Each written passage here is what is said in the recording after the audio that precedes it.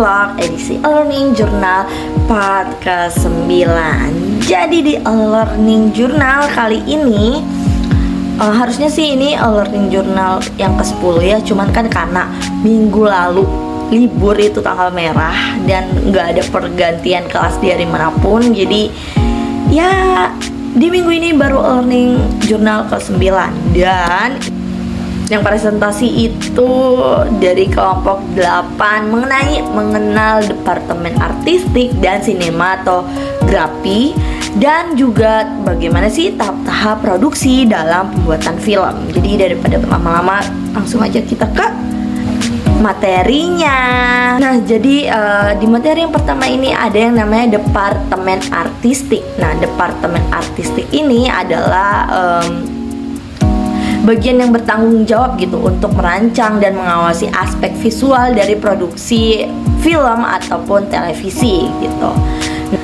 Nah, Departemen Artistik ini tuh harus memperhitungkan gitu dari berbagai aspeknya, seperti pencahayaannya seperti apa, warna, tekstur, gaya, dan mood untuk menciptakan sebuah kesatuan visual yang indah dan menarik. Secara garis besar, artistik ini tuh nggak bisa gitu loh dipisahkan dari seni atau keindahan itu sendiri. Jadi penata artistik itu nggak yang selalu mahal gitu. Nah, yang perlu diperhatikan itu adalah kesesuaian antara naratifnya dengan unsur sinematiknya seperti apa.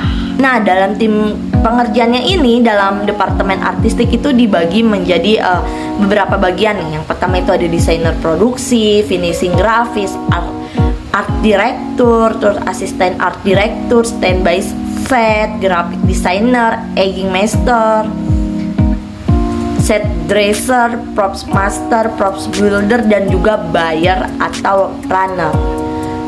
Terus kita lanjut ke Departemen Sinematografi. Nah, Departemen Sinematografi dalam film sendiri ini tuh bertanggung jawab atas kualitas fotografi dan pandangan sinematik dari sebuah film. Mereka tuh berfungsi sebagai bagian dari tim produksi film yang berada di bawah pengawasan sutradara dan produser langsung gitu. Nah, departemen ini tuh terdiri dari beberapa posisi gitu, termasuk direktur fotografi, terus ada juru kamera, terus ada asisten kamera, film leader, kamera production, terus steadicam operator, digital imaging, terus dan yang terakhir itu ada motion control teknikan. Nah, departemen sinematografi ini tuh memiliki peran penting gitu dalam menciptakan kesan atau rasa yang tepat, suasana dan gaya visualnya pada setiap shoot yang membangkitkan emosi sesuai dengan keinginan sutradara gitu. Nah, selanjutnya di sini tuh ada proses praproduksi, produksi, dan pasca produksi.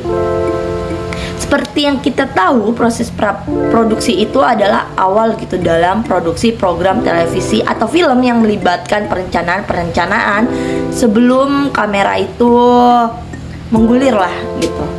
Nah, yang perlu diperhatikan gitu dalam proses praproduksi ini, yang pertama itu ada pengembangan konsep gitu. Nah, ini tuh melibatkan kayak penentuan genrenya seperti apa, tema dan pesan yang ingin disampaikan kepada pemirsanya itu bagaimana gitu. Terus yang kedua itu ada penulisan skenario atau naskah. Nah, penulisan skenario ini tuh mencakup pembuatan dialog, adegan, dan arahan yang akan diikuti selama produksi gitu. Terus yang ketiga itu ada perencanaan anggaran. Nah, ini tuh mencakup perkiraan biaya produksi termasuk gaji staf, peralatan, lokasi, biaya perizinan, dan biaya lainnya itu seperti apa. Terus yang keempat itu ada pemilihan pemeran dan kru. Nah, pada tahap ini tuh pemilihan aktor, sutradara, produser, dan anggota kru lainnya itu adalah langkah yang paling penting gitu. Nah, ini tuh melibatkan kayak audisi, terus bernegosiasi kontrak, dan penjadwalannya itu seperti apa. Terus yang kelima itu ada penentuan lokasi dan izin. Nah, ini tuh menentukan lokasi pengambilan gambar, dan juga untuk mendapatkan izin itu memerlukan ada bagian praproduksi ini gitu. Nah, ini tuh melibatkan penelitian perundingan dengan pemilik properti dan mengurus ke pihak yang berwenang. Yang keenam itu ada perancangan produksi. Praproduksi ini tuh melibatkan perancangan produksi seperti merinci jadwal hariannya, distribusi peran, terus juga kru yang bertanggung jawabnya seperti apa, serta rencana teknis produksinya itu termasuk penggunaan peralatan dan pencahayaannya itu seperti apa. Nah, produksi non-drama ini tidak hanya dilaksanakan dalam bentuk siaran langsung aja gitu kan. Ada juga dalam gabungan keduanya, siaran langsung dan rekaman, seperti live on tape. Nah, live on tape ini tuh metode perekaman yang melibatkan beberapa kamera dan memiliki gagasan siaran langsung. Beberapa kamera itu dapat dihubungkan untuk mengubah media atau penggabung visi lah. Terus yang kedua itu ada multi kamera recording. Nah, ini tuh untuk merekam adegan yang sama gitu secara bersamaan, penggunaan beberapa kamera yang ditempatkan pada sudut yang berbeda gitu. Ini tuh dikenal sebagai rekaman multi kamera. Terus selanjutnya ada film style. Nah, film style ini tuh pada produksi siaran televisi mengacu pada teknik sinematografi yang digunakan dalam produksi program televisi untuk menciptakan tampilan visual yang menarik gitu, menarik perhatian penonton. Terus selanjutnya ada single kamera. Nah, single kamera ini tuh dimana satu kamera itu digunakan untuk melakukan proses produksi dan merekam setiap segmen atau keseluruhan acara gitu. Proses produksinya itu menggunakan satu kamera dengan kamera perekam. Nah, metode syutingnya ini tuh menggunakan satu kamera untuk berbagai angle dan pola pengambilan gambar. Nah, habis proses produksi kita ke proses pasca produksi. Nah, proses pasca produksi ini tuh adalah salah satu tahapan yang krusial lah gitu dalam pembuatan film. Kenapa? Karena tanpa tahap ini nggak bakal ada gitu produk jadi yang berupa film yang ada dalam berupa rekaman mentah dan belum tentu gitu dapat menyampaikan kisah untuk gimana ya, kisah yang ingin disampaikan gitu, faktanya seperti apa.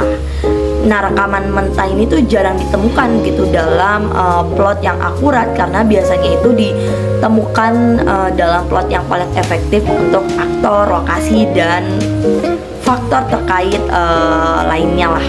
Nah, berikut ini nih alur kerja tahap pasca produksi. Yang pertama itu pastinya mempersiapkan sistem penyimpanan yang cukup untuk memuat seluruh data. Terus yang kedua itu menyempurnakan gambar dengan proses composting. Terus yang ketiga itu penyuntingan suara dengan automated dialog replacement dan volley. Terus yang keempat itu melakukan koreksi pada warna. Yang kelima itu menambahkan grafis, judul, dan kredit. Dan yang terakhir itu menyatukan materi lainnya dalam proses editing. Jadi kayaknya itu aja sih dari aku di minggu ini, presentasi dari kelompok 8. Dan pastinya untuk selanjutnya di minggu-minggu selanjutnya seperti biasa, seperti di semester 4 lalu, produksi siaran televisi kita disuruh membuat film. Nah, untuk film kali ini tuh kita bebas gitu memilih genrenya seperti apa. Kalau di semester lalu kan kita disuruhnya itu dokumenter investigasi. Nah, ini tuh mau dokumenter boleh, fiksi boleh, apapun boleh. Dan karena kelas D itu mahasiswanya ada sedikit, jadi cuman dibagi menjadi 2 kelompok gitu. Nah, dan tunggu aja sampai video filmnya itu selesai. Jadi itu aja dari aku, sampai bertemu nanti di proses pembuatan filmnya. Bye.